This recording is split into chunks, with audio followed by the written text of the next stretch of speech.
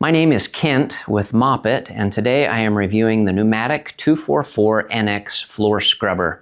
This machine is really similar to the iMop. Numatic machines are manufactured in Great Britain. However, if you purchase one of these machines in North America, it'll often be associated with the NaceCare brand, as you see in the documentation for this machine. The reason for that is that NaceCare is the distributor for Numatic throughout all of North America. I purchased this machine brand new for $4,912 and bought it brand new. Now let's go ahead and take a look at this machine. All right, now we'll look at the back side of the machine here and the controls on the back side. So right here you've got your battery gauge, and then you've got two switches, one for your vacuum and one for your solution. Back here, you've got your trigger switches to start the machine. These switches only work once you push the yellow button. And then it's got an interesting handle lock. So to lock the handle in the upright position, you push this red button, and then it'll stay put. And to release it, so you can use the machine, you pull that, and then it's really maneuverable and flexible. Now on the back side, you've got a cover that you can see some of the internal components of the machine. And then down here, you've got a couple of pedals. This one releases your squeegee bar. So if you pop that down, your squeegee bar comes down. If you want to do double scrubbing, then you put your foot in these little toe kicks and lift it back up. So that drops it. And I have noticed this thing is not very positively connected. It often pops off, the squeegee hose. Now this pedal over here is to retract the wheels so that it's ready to use. So to retract those for use, you push that forward. And now this machine is ready to use. It's kind of hard to get this one back unless you tip it, and then you can push that pedal back down and you're back in the storage mode. Now on the side, you can see these red valves. There's one on each side, and those are to control how much water is going onto the floor. You've got one for each brush. All right, let's look at the front side of the machine here. So this assembly here are your water tanks. Your recovery tank is up here, and your fresh water tank is down here. You see this white ball that's flapping around in here. That's part of the vacuum protection that seems to be really effective. What you've got is down in this tank, you've got a traditional float valve with a ball, and as that ball rises, it forces this ball up, and then that ball gets sucked into the vacuum port that goes to the vacuum. In this, there's a little screen on this elbow that gets really dirty that you're going to need to clean often. After just a couple hours of use, it's pretty clogged. And this is also how you drain it. So you need to pop this off to drain it, and then you'll just tip this into a drain and drain it out the front there. Now around the back, you've got your fresh water tank. So it's this white thing that you pop out, and then your cap just pops off like that. You can fill it in a sink. It does need to be a deeper sink. It doesn't seem to fit in most bathroom type height sinks that I've tried it in. Now there's a few advantages with having both of the tanks in one assembly like this. One of the advantages is whenever you need to fill your fresh water tank, you're kind of forced to remove the dirty water tank and drain it to prevent issues with overfilling the dirty water tank. One of the drawbacks is if you go to drain the dirty water tank while there's still water in the fresh water tank, the vent cap in the fresh water tank starts leaking all over, and it makes a bit of a mess. So be aware of that. Now I mentioned there's a water valve to reduce the water flow for each brush, which I kind of found to be problematic. At one point, one of the solenoids, I think, stopped working on one of the brushes. And so the machine started acting really unbalanced because it had a lot of water over here and not on this side. So I'd much rather have one valve that controls water to both brushes and then you only need one solenoid instead of two. These are your hoses. So this one here is going down to your squeegee, and this one is going right to the vacuum motor. They're 1 inch in diameter, which is better than some machines. My favorite, again, is 1.5 inches in diameter to prevent clogging. Down here, you've got your battery that pops off, and it's a pretty hefty battery. It has a lot of runtime. They advertise you get about 80 minutes of runtime with this battery, and I actually exceeded that by a couple of minutes. And so I am a little concerned. It says keep battery dry, and yet the placement of the battery is surrounded by water above and on all sides. So that has me a little concerned, and you'll often get water drips down in here. Now on the rest on the front here, behind this cover, you've got the motors that power the brushes, and then mounted on top of those motors are a solenoid on each one. Again, I'd much rather have one solenoid than two, because it's one more failure point if you have two. The other thing I wasn't too happy to see with the brush motors is they're not direct drive. They do have a gearbox attached, which is another failure point. But it's a pretty clean package. They've done it up pretty nice. Now let's look underneath the machine. All right, here's the underside of the machine. Overall build quality under here is quite good. I mean, heavy steel, stainless steel bracketing. Here's your brushes. To pull these off, you just get fingers behind and below. I forgot to mention, before you ever tip this machine on its back, it's really important that you remove the tanks and the battery. Otherwise, you'll have a mess and maybe some damage. But you can see under here, the deck is all steel, or at least metal, built pretty heavy. You've got your water output right here, your water tubing that comes directly from the solenoid above it. And so overall pretty good build quality here. You've got wheels on these side plastic pieces to run up against your floorboards. And so to pop these back on, you just slide them back on. I haven't had issues with them falling off. Part of that reason, you've got this gasket here, and then the hex shape of the drive holds it in pretty good. Let's take a look at the squeegee assembly. Again, the hose that attaches to the squeegee, it's always falling off because it has no positive attachment. It slides on and it's really loose. You do have a P-trap to keep water from coming back onto the floor. That seems to be really effective. And then to remove your squeegee assembly, you just pull straight back. So you've got this thinner piece of plastic with the hooks that this just slides into.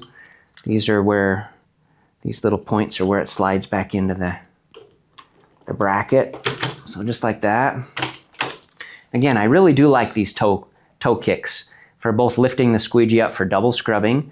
It's also really helpful when you're using the machine. If you get debris in the squeegee, you can just put your foot in here and lift it, and the debris stays behind for the next pass. So it helps to prevent streaking that way. As far as the squeegee assembly quality, the body is metal, which I always like to see. The insert is plastic. The change procedure is pretty simple. Just remove those knobs. And then your insert pulls out. The tricky part is these edges. It's usually easier if you can just pop these edges off because it's got the barbs that catch the squeegee bar. These parts are plastic, unfortunately, these end pieces.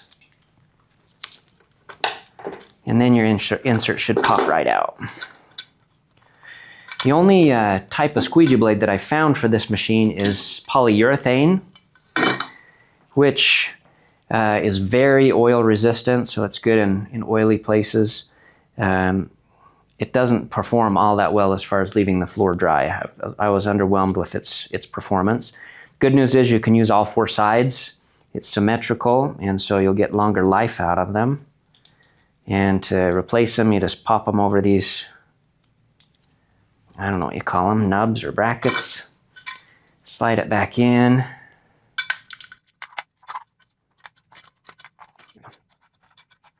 It is a unique way they've extended the squeegee out so far on the ends. It makes it really effective at picking up water right next to the wall.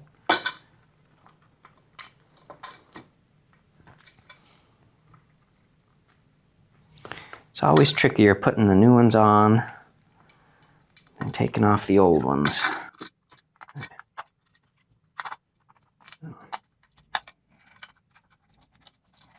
We slipped off the little nubs here.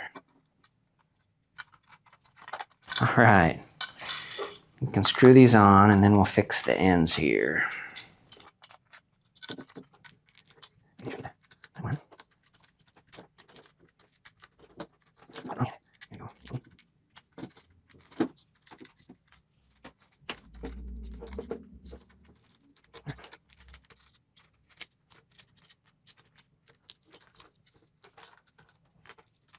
All right, ready to clip this back on.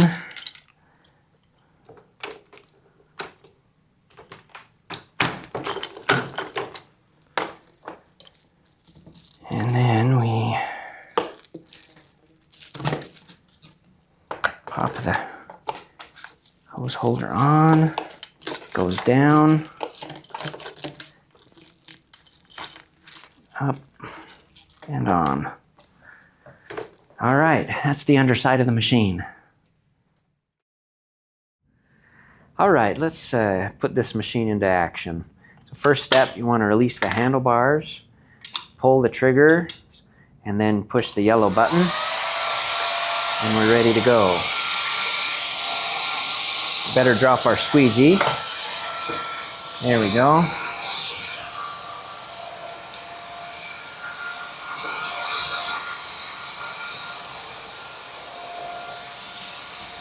So it's maneuverable like the eye mop.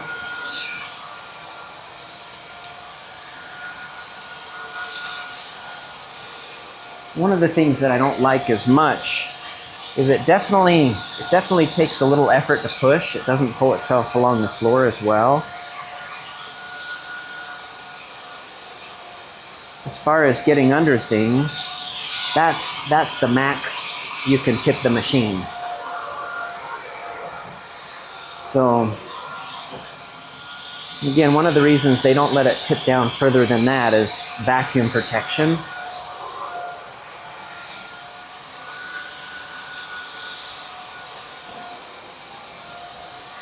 One of the drawbacks of this machine is I'm really not impressed with the squeegee pickup performance, especially if there's any unlevelness of the floor. It leaves quite a bit of water behind. One reason for that is the vacuum motor is really small. It is 36 volt, which should help, but it struggles with recovery. As I've run this for the full run time, it does, because you have to push it a little, because you're bending, it does lead to operator fatigue.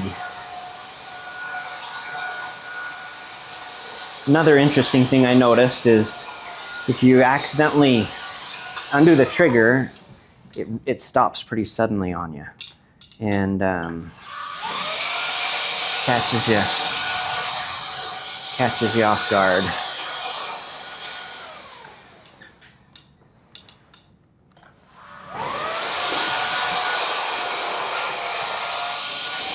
It does have the double scrub feature, which is easy to use. You just use these toe kicks again, lift your squeegee up, and then you can get a lot better results by giving the cleaning solution some dwell time on the floor. Then to drop it. I find these pedals are not very intuitive, but they are built really well.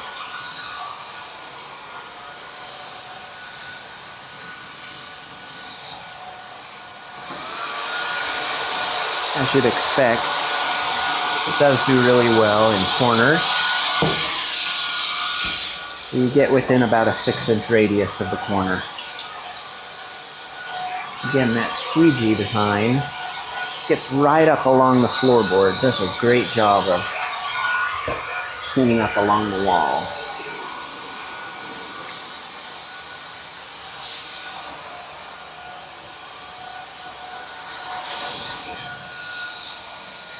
So to store it, push the lock, your handle will lock, lift your squeegee, and then you lift up your wheels so that keeps the brushes off the floor, and then it's in transport mode so you can move it around.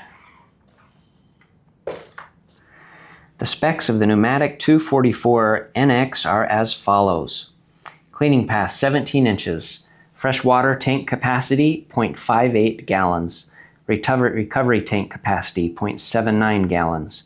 The flow rate on the highest setting is 0.09 gallons per minute, which gives you just over 6 minutes of water time. That flow rate is excellent. At the lowest rate, it's 0.015 gallons per minute, which gives you 45 minutes of water time. The brush speed is 140 RPMs. The vacuum motor is a single stage 36 volt, and I believe it's brushless.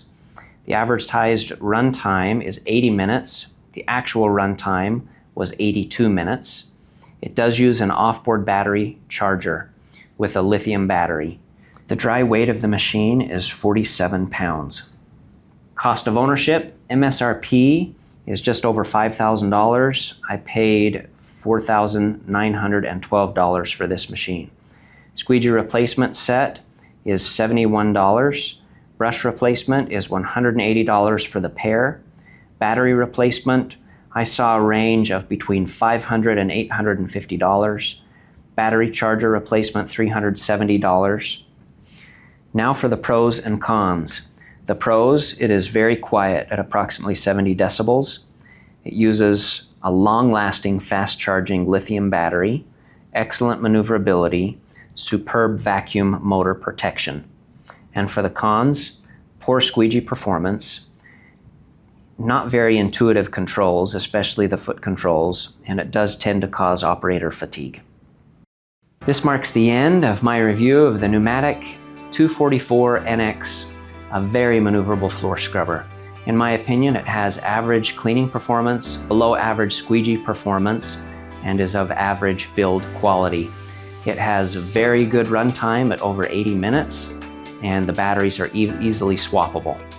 If you'd like us to review any other scrubbers, please put them down below in the comments, and watch more reviews like this one at scrubberreviews.com.